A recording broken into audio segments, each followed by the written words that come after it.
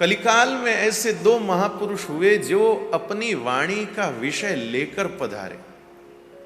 हर व्यक्ति के वाणी का विषय अलग अलग होता है। किसी की वाणी का विषय क्रोध होता है, किसी की वाणी का विषय असत्य होता है, किसी की वाणी का विषय क्रोध होता है,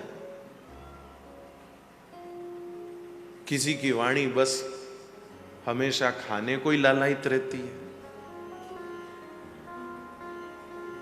बस हर समय कभी ये खिला दो, कभी वो खिला दो, कभी ये वो।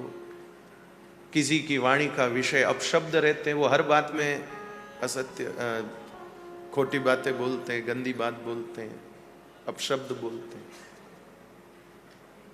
तो सबकी वाणी का विषय धरती पर आने के बाद अलग अलग बन जाता है। कोई भी माताजी वाणी का विषय लेकर साथ में नहीं आता। यहां आने के बाद सबकी वाणी के विषय अलग अलग बनते हैं।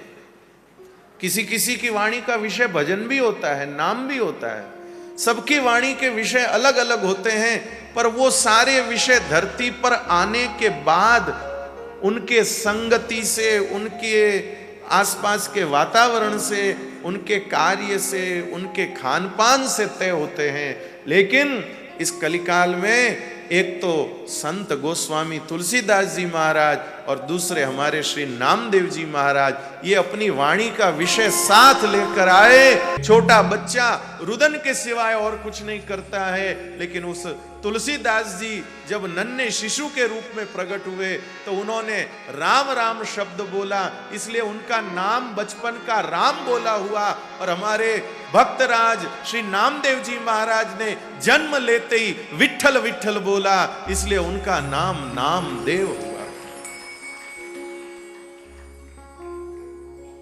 जन्म लेते ही जिनकी वाणी से विठ्ठल नाम निकला।